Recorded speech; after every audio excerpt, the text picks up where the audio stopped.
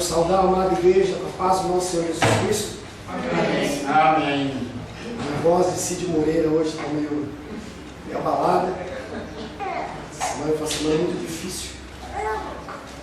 Peço que o Senhor esteja me dando condições de trazer a palavra dele para você. Quero cumprimentar o José, seja bem-vindo. José, sua esposa, qual o nome? Minha irmã. Sua irmã? Qual o nome dela? Cristina. Cristina, seja bem-vinda. E o bebezinho? Felipe. Felipe, seja bem-vindo, Felipe. Em nome de Jesus. E o Samuel? Samuelzinho ficou em casa. Amém. Glórias a Deus. Na quarta-feira, nós não tivemos reunião de oração. Se porventura você veio, não encontrou aberta a igreja, não tinha condições. Eu lutei até o último momento, mas não tinha condições. Nós não tivemos uma reunião de oração. Nós precisamos orar pelas pessoas. A irmã dos Reis passou bem mal essa semana também. Tanto que ela não está aqui hoje conosco. Tem o falecimento da Benícia, né? Benícia, amiga da Claudinha. E nós temos que orar pelas vidas. A oração ela realmente é importante. É importante. Glórias a Deus. Estamos tratando nesse primeiro período sobre santidade. Em especial, a santidade prática. Não uma santidade que vem de uma forma doutrinária. Não uma santidade que é de roupas, de vestimentas, de coisas exteriores, mas algo que é prático. Algo que nós podemos colocar em prática nas nossas vidas. Como nós temos o nosso costume, nós fazemos um breve resumo do que nós falamos na semana passada. Nós estamos falando sobre alguns tópicos que falam sobre a santidade prática. E na semana passada nós falamos que o homem santo, ele seguirá a mansidão, a longanimidade, a gentileza, a paciência, a brandura, o controle sobre a própria língua. Coisas que nós trabalhamos com exaustão no Sermão do Monte, alguns meses atrás. Falamos também que o homem santo seguirá o autocontrole e a entrega de si mesmo, e esforçar-se-á por mortificar os desejos do corpo.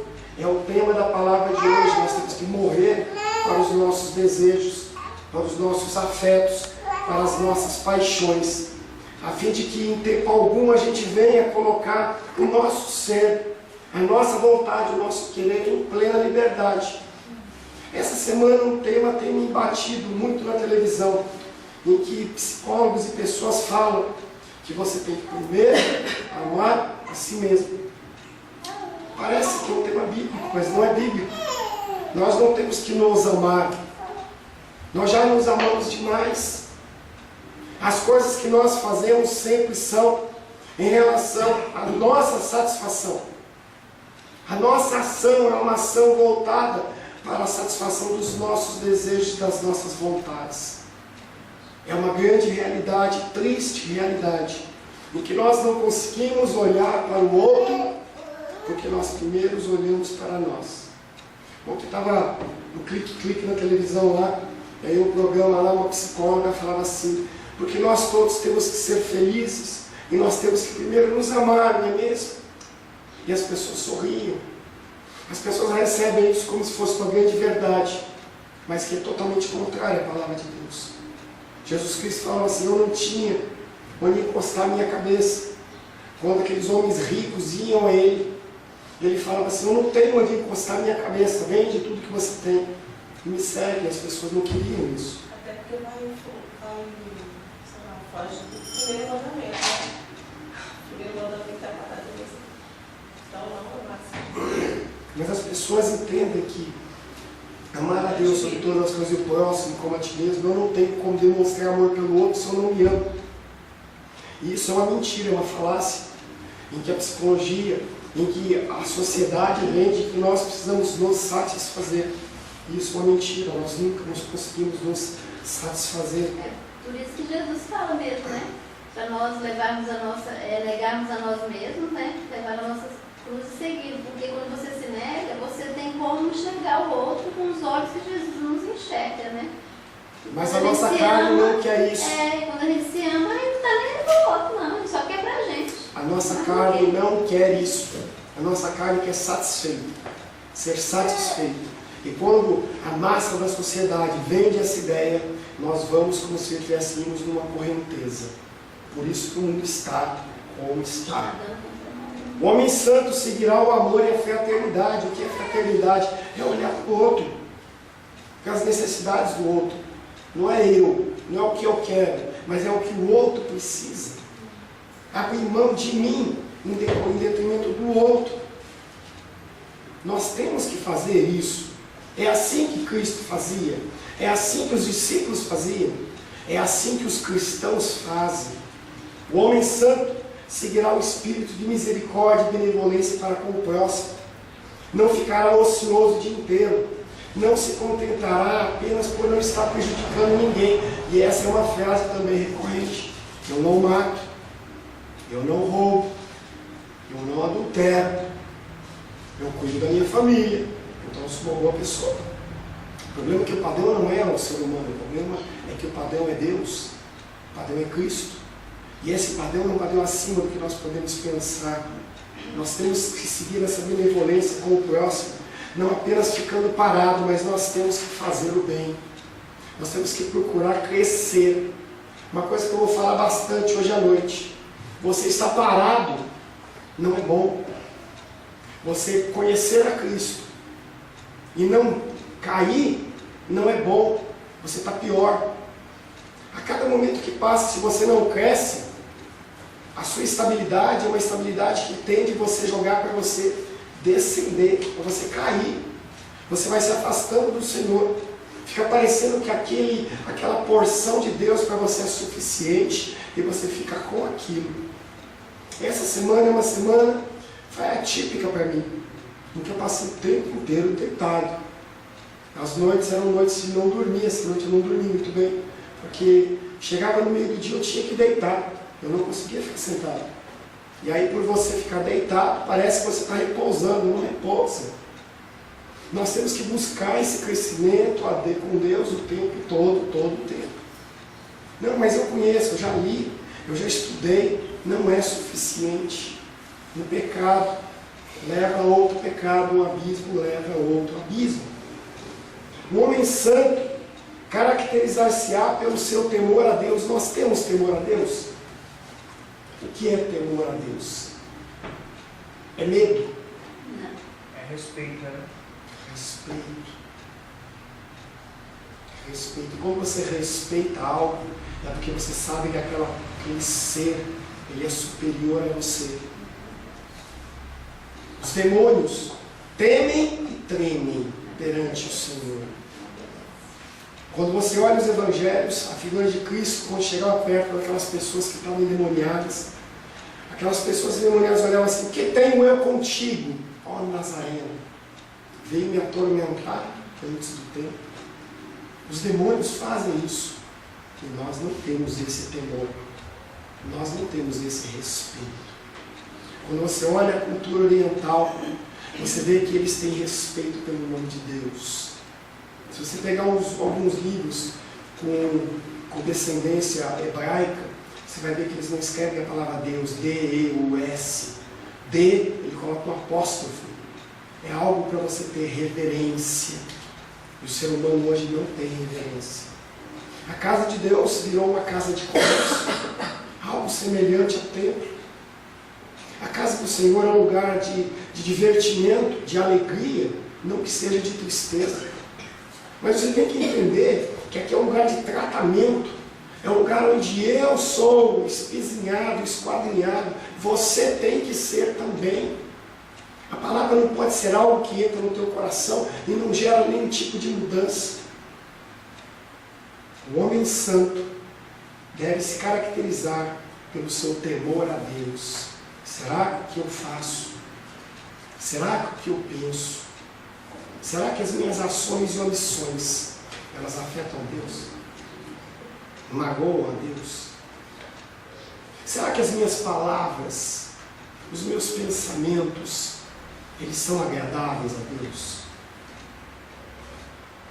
Não estou pensando no medo aterrorizador de um escravo que só trabalha porque tem de ser punido, mas que se mostraria ocioso se soubesse que não seria descoberto. Não é esse tipo de medo. É o medo de um escravo. E nós somos escravos. Essa ideia de que nós somos livres, nós não somos livres. Nós somos escravos de um Deus. Mas é uma escravidão sabendo que Ele cuida de nós. Quando você lê Deuteronômio, quando uma pessoa ela era escrava de um outro, um judeu escravo de outro judeu, de um hebreu, de outro hebreu, chegava um momento em que ele tinha que ser liberto. E ele podia optar por continuar debaixo daquela escravidão, porque aquele senhor cuidava muito bem dele. E aí tinha o ritual de furar a orelha dele com a sovela da porta, fazer um buraquinho. Havia uma assinatura de documentos.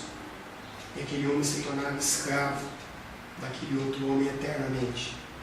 Quando você confessou Jesus Cristo como Senhor e Salvador, você virou escravo dele. Essa liberdade que nós temos é uma liberdade em Cristo, mas a nossa liberdade é pautada nos mandamentos da palavra. Eu não posso fazer o que eu quero, viver como eu quero, tratar do meu corpo como eu quero, fazer o que eu quero com o meu dinheiro, com as minhas finanças, com a minha saúde, com o meu tempo. É algo que a gente tem que entender. Estou pensando no temor de um filho que quer viver e movimentar-se como se estivesse sempre na presença do seu pai, o quanto o ama. Quão nobre é o exemplo de Neemias a esse respeito. Ao tornar-se governador de Jerusalém, poderia ter se feito pesado aos judeus, requerendo deles dinheiro necessário para o seu sustento. Era direito dele como governador. Os governadores antes dele haviam feito precisamente isso. Ele não poderia ser acusado de coisa alguma se tivesse seguido o exemplo dele. Neemias 5,15, você pode abrir por gentileza?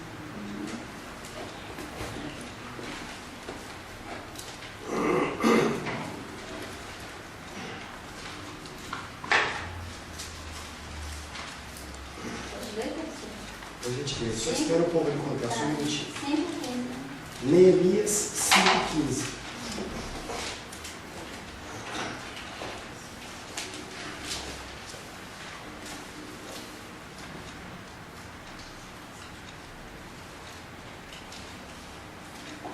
Pode ler, por gentileza.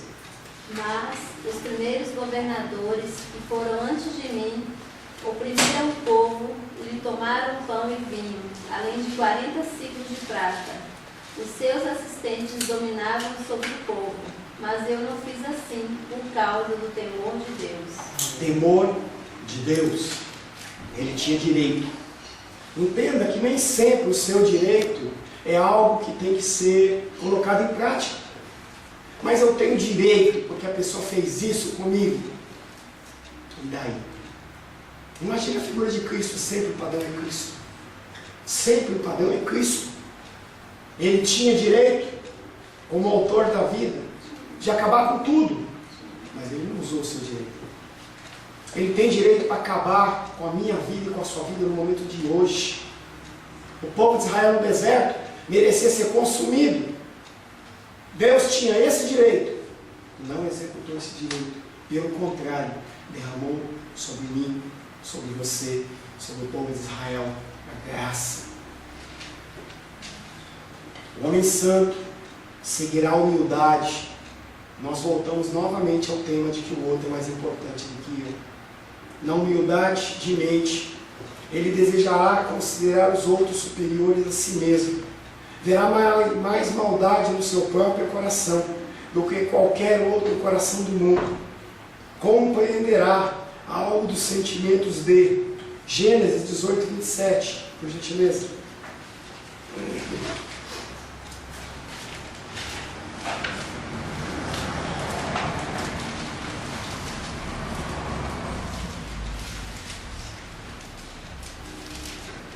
Gênesis 18, 27. Sebastião, por gentileza. Disse mais Abraão: eis que me atrevo a falar ao Senhor, eu que sou pó e cinza. Abraão, o pai de muitas nações, ele se apresenta como pó e cinza, como nada. Qual é a sua preocupação com o pó? Qual a sua preocupação com a cinza? Nós simplesmente varremos e jogamos fora, mais nada. Abraão se identifica como alguém com pó e cinza. Gênesis 32, 10.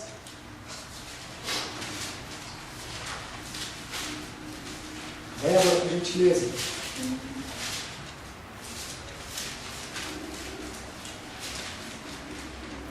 É, 32:10. 32, 10. Sou indigno de todas as misericórdias e de toda a fidelidade que tens usado para com teu servo. Quem está falando isso, Débora? Jacó, segundo o patriarca. Ele olha para as coisas que Deus tem concedido a ele, ele vê as situações que ele tem recebido de benefícios, e ele fala: eu sou indigno de todas as misericórdias e de toda a fidelidade que tem usado para mim como seu servo, como seu escravo. O escravo não tem direito a nada. 1 Timóteo, capítulo 1, verso 15. Rosângela, por gentileza. 1 Timóteo, capítulo 1, verso 15.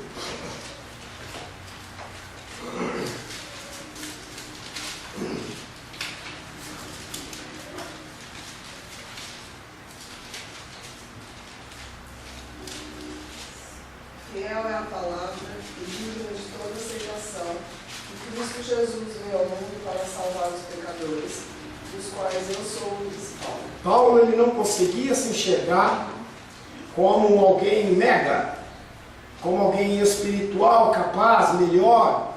Ele conseguia se enxergar como o pior dos pecadores. Jó 44. Diene, por gentileza.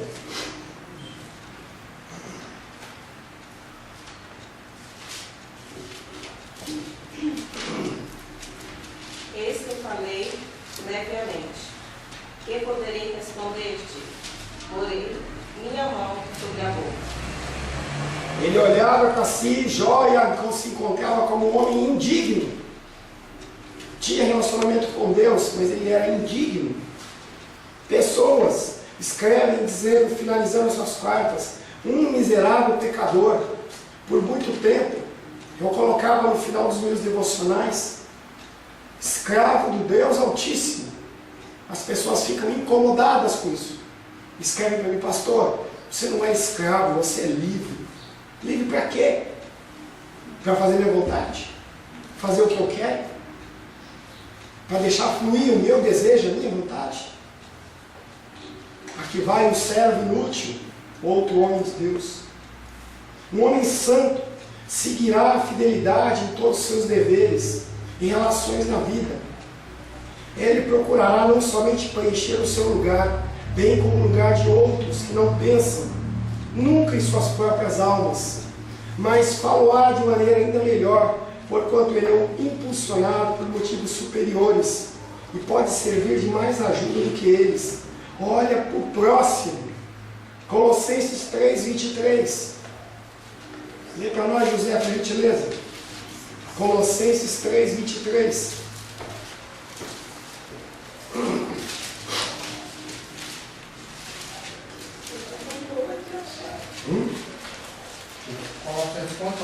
Colossenses capítulo 3, verso 23.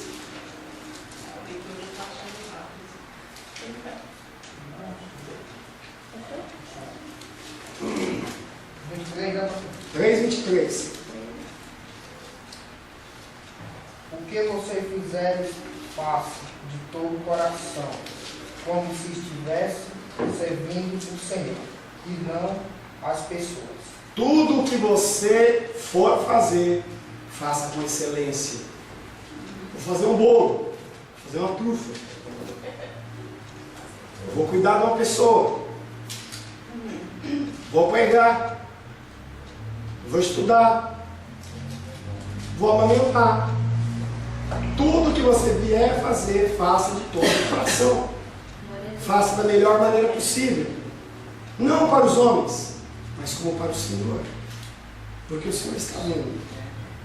E a ordenança é: fazei tudo como se estivesse fazendo para o Senhor. A menor coisa, a maior coisa, a mais simples, a mais complicada, tudo nós temos que fazer olhando como se estivesse fazendo para o Senhor. Romanos capítulo 12, verso 11. Irmão Cláudio, por favor. Romanos 12, 11.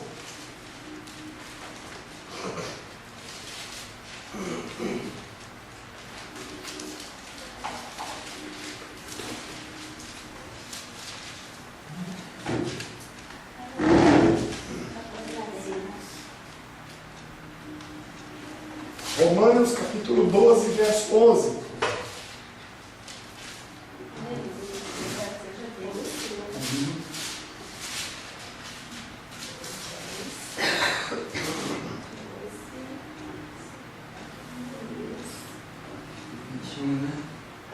Um 12 e 11. Não sejais vagaroso no cuidado, sede favoroso no espírito, servindo ao Senhor. Alegrai-vos na esperança, sede paciente na tribulação e perseverai na oração. Tá, na minha Você versão. pode repetir, irmão? Pronto, por favor. No zelo, não sejais remiissos, sede fervorosos de espírito, servindo ao Senhor. No zelo, não economiza. Não economiza no cuidado, não economiza no amor, não economiza no carinho, na atenção, não economiza. Aleluia. Seja abundante. As pessoas santas deveriam ter como propósito fazer corretamente todas as coisas. Deveriam se envergonhar de fazer algo mal feito, quando poderiam fazê-lo de uma forma melhor. À semelhança de Daniel, não deveriam dar ocasião para alguém falar mal deles, exceto no tocante à lei do Senhor. Daniel capítulo 6, verso 5. Daniel capítulo 6, verso 5. Ravena, por gentileza. Daniel o quê? Daniel 6, capítulo 6, verso 5. Disseram, pois, estes homens: nunca acharemos ocasião alguma para acusar este Daniel, senão a procurarmos contra ele na lei do nosso seu Deus. Será que ele leu Colossenses 2, 3, 23, do Daniel? Mas ele vivia. Glória a Deus. Daniel, ele vivia conforme Colossenses 3, 23. Que eu não sei dizer quantos milhares de anos foi depois. Tudo o que ele fazia de todo o coração como para o Senhor, ponto. As pessoas procuravam, não, ele pegou um lápis, não pegou. Ele pegou um clipe, não pegou. Ele tirou um xerox particular na empresa, não, ele não tirou. Não tem como pegar esse homem. Então vamos analisar a lei dele, a lei do Senhor, que não bate com a nossa lei. É só aí que a gente pode pegar ele. Foi a única forma. E nós? Não precisa. Eles nos pegam em qualquer forma, porque nós maculamos através de palavras, pensamentos, de ações, omissões, o tempo todo. Um homem santo deveria se esforçar por ser bom marido, boa esposa, bom pai, bom filho, bom patrão, bom empregado, bom vizinho, bom amigo, bom cidadão, bom na vida particular, bom na vida pública, bom nos seus negócios, bom na vida comum do lar, entendendo que esse bom não é um bom de mediano, é um bom que Jesus Cristo fala, bom é só o Pai, é o padrão da palavra, Padrão altíssimo, né? é um padrão altíssimo. A gente está acostumado, tá bom, não, o bom não é um bom humano, é um bom divino, é um bom sem mácula, é uma roupa branca, alva, mais ou menos que nem a da Débora, alvo, branquinho, sem nenhuma sujeira, sem nenhuma mácula, nada. A santidade tem pouco valor se não produzir fruto dessa natureza. Para que eu digo que eu sou santo? Para que eu digo que eu sou cristão se eu não gero essas coisas? É melhor eu viver na lama, é melhor eu viver segundo a minha vontade, é melhor fazer o meu querer, porque se eu não quero viver segundo o padrão de Deus, Para que eu estou fazendo isso? Se não gera nenhum tipo de fruto, vir à igreja só, tomar Santa Ceia uma vez por mês, ou uma vez por semana. Será que é isso que faz a mudança no cristianismo? Na verdade, né, pastor, toda vez que a gente desobedece os mandamentos de Deus, como o senhor falou, não fazemos as coisas com qualidade, né, como ao Senhor, nós estamos blasfemando o nome de Deus, né, para aqueles que são incrédulos, aqueles que não conhecem a palavra do Senhor. Nós estamos cavando um buraco para nós mesmos, cavando uma cova para nós mesmos, com grande possibilidade do Senhor olhar para nós e falar assim: não te conheço. Ah, vida religiosa, vida sem sentido. A santidade tem pouco valor se não produzir um fruto de excelência. O Senhor Jesus Cristo fez uma pergunta penetrante aos seus discípulos. Mateus capítulo 5, verso 47.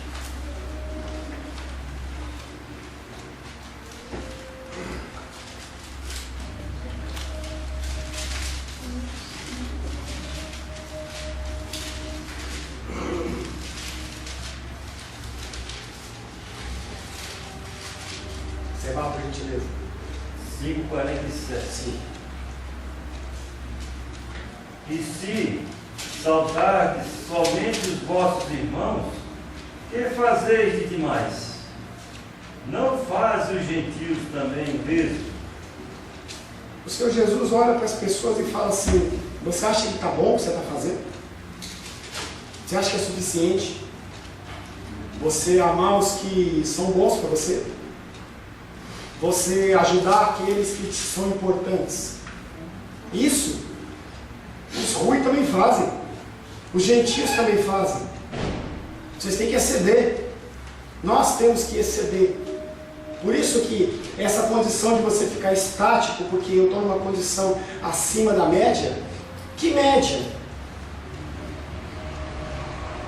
Em último lugar, mas nem menos importante, o homem santo se caracterizará por uma mentalidade espiritual. Ele firmará os seus afetos inteiramente nas realidades celestiais, ao mesmo tempo em que não se envolve com as coisas deste mundo. Pastor, como é que eu não me envolvo com as coisas desse mundo? Eu vivo nesse mundo. Viva, mas não se envolva. Jesus, ele andava no meio dos pecadores, mas ele não era pecador. Ele tinha contato com a mulher que era adúltera, mas ele não era adúltero. Ele andava com os publicanos, ele não era publicano. Apóstolo Paulo pregava a palavra no meio dos gregos, mas ele não agia como grego. Daniel estava lá no meio daquele povo da Babilônia, um povo pagão e impuro, e ele usou o alimento para se afastar daquela sujeira toda. Comia lá os legumes dele, comia os negócios dele lá, aquela comida contaminada. Todo um jeito de você se afastar. Não é que você tem que se afastar e não tem mais contato, não é isso. Nós somos chamados a andar no meio das trevas. É muito lindo a gente cantar a música da Aline Barros lá, que eu quero ser como um farol no meio das trevas. Para que tem um farol se não tem trevas? Para que tem que ter uma ponte se não tem um rio? Para que tem que ter um abrigo no deserto se não tem deserto? Nós fomos implantados neste mundo pecaminoso para a gente ser diferencial e luz. É para isso que nós estamos aqui. Ele firmará os seus afetos inteiramente nas realidades celestiais, ao mesmo tempo em que não se envolve com as coisas deste mundo. Não será negligente com os negócios desta vida. Não é que você vai abandonar tudo, não vou cuidar de nada, não vou estudar, eu não vou fazer nada, agora só vou ler a palavra. Não é isso, ninguém está falando isso para você. Ninguém está falando isso. Mas o primeiro lugar em sua mente e em seus pensamentos será dado às realidades da vida futura e não a vida local, não a vida momentânea, não o hoje, mas o futuro. Não porque eu tenho que fazer algo, que senão aí eu não vou ganhar a vida eterna, não é isso. A motivação sua não é tem que ser essa, a motivação ser, que nem Colossenses 3, fazer tudo como para o Senhor. Se vai haver recompensa ou não. Se você trabalha em detrimento de recompensa, que valor tem? Que valor tem? Nada diferente de uma umbanda, de uma macumbaria, em que o cara vai lá e leva o charuto, leva a farofa. para receber algo em troca? Em que está lá no poste, amarração para o amor, trago o amor, o amado em 3 dias. Você dá algo, recebe algo em troca. Você acha que o seu Deus ele entra nessa barganha que você está falando? Que você quer viver? Que a igreja hoje quer viver? Essa barganha não existe. Não pode existir. Nós temos que fazer em detrimento de agradar o nosso Deus. Terá por alvo viver como alguém cujos tesouros estão no céu, passando por este mundo como peregrino e estrangeiro a caminho da sua verdadeira pátria. Você não tem coisas que te vinculem aqui. Quando você vê a figura de Abraão, é uma figura muito clara. Aquele homem que é envolvido pela graça de Deus. Deus fala, sai, ele sai. É algo sobrenatural. O Senhor insere no coração dele uma certeza acima do natural, sobrenatural. E você não pode ser apegado às coisas deste mundo, às situações, a pessoas, a bens. Terá comunhão com Deus em oração, mediante as Escrituras e na assembleia do seu povo. Nós temos que congregar. Você não congregar não é opção. Muitas pessoas acham, não, eu vou congregar em casa, vou ficar lendo a minha Bíblia em casa, eu tenho a minha comunhão com Deus. Tem nada. Se em grupo a gente não tem, sozinho a gente vai ter? Tem nada. Uma das maiores dificuldades que eu tenho dentro de casa é conseguir dedicar a palavra do Senhor em detrimento às coisas que estão ocorrendo dentro de casa. Porque a gente é chamado a atenção todo o tempo. Então, o telefone que toca, uma coisa que precisa fazer e tal. Eu lembro o Sebastião estudando lá para o concurso da OAB, estudando em casa. Eu falei, Seba, vá para a biblioteca, cara. Não tem como você estudar em casa. Você está com a tua esposa, está com o teu sogro, está com a tua sogra. Você tem 3 filhos, fora as pessoas que estão lá.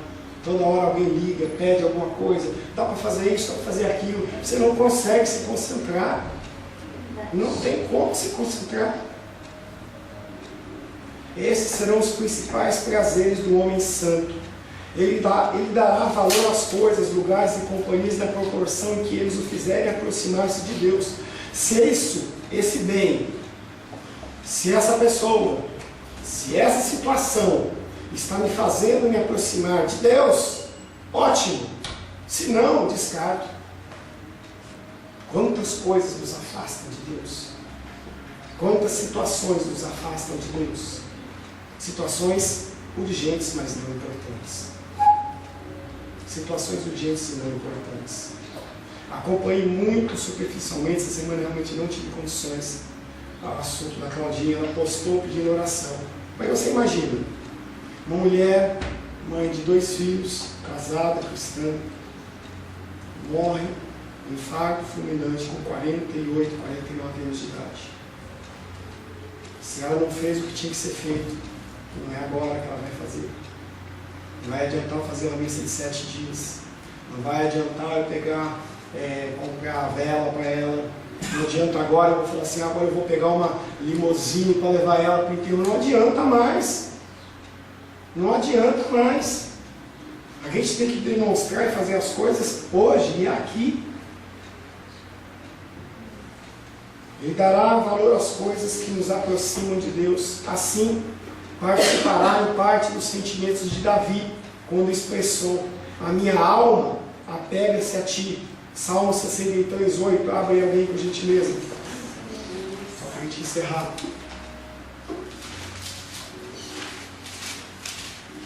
Salmo 63, 8. A minha alma te segue de perto, a tua destra me sustenta. A minha alma te segue de perto, a minha alma se apega a ti, é coisa de ficar grudado. Salmo 119, 57.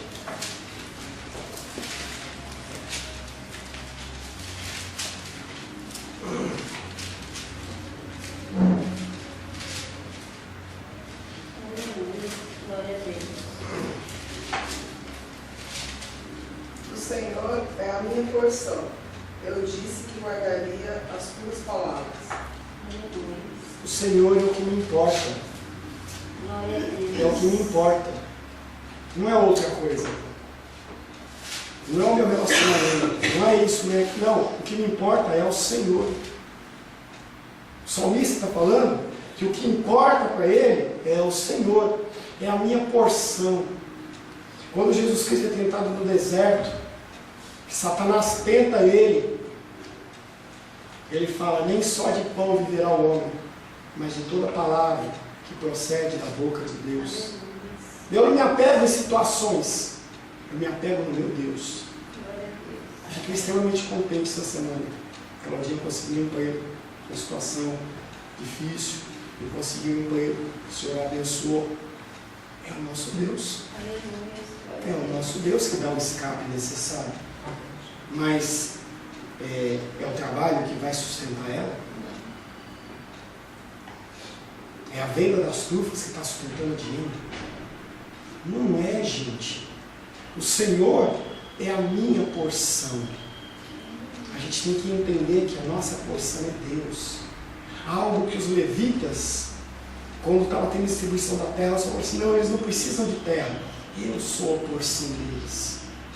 Quem tem o Senhor não precisa de mais nada. O terremoto não te abala. O furacão não te abala. Mas pastor, lá muitos cristãos perderam as suas casas. Sim, o Senhor continua sendo o Deus deles. Alguns perderam as suas vidas. Sim, perderam as suas vidas. Mas o Senhor continua sendo o Deus deles. Tal é o caráter almejado por aqueles que são chamados santos. E nós olhamos uma série de fatores para aqueles que são santos. Demonstrações práticas. Não simplesmente você andar com a Bíblia debaixo do braço. Não simplesmente você vir para a igreja de domingo. Mas você demonstrar para as pessoas, você demonstrar para Deus, você demonstrar para si mesmo que Ele é a sua porção. Feche seus olhos. Senhor Deus, agradecemos a Ti porque podemos avançar um pouquinho mais a respeito do tema da santidade prática. Temos, Pai querido, nos enredado nos cuidados deste mundo e muitas vezes nos deixamos ocupar com coisas, Pai, que não são importantes. Nós encontramos coisas urgentes, Pai querido, e nós fitamos os nossos olhos nessas coisas, Pai, e essas coisas não nos alimentam, não nos guardam, não nos protegem.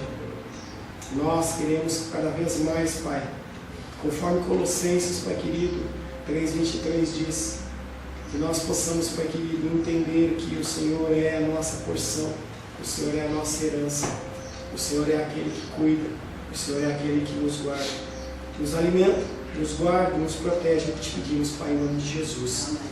Amém.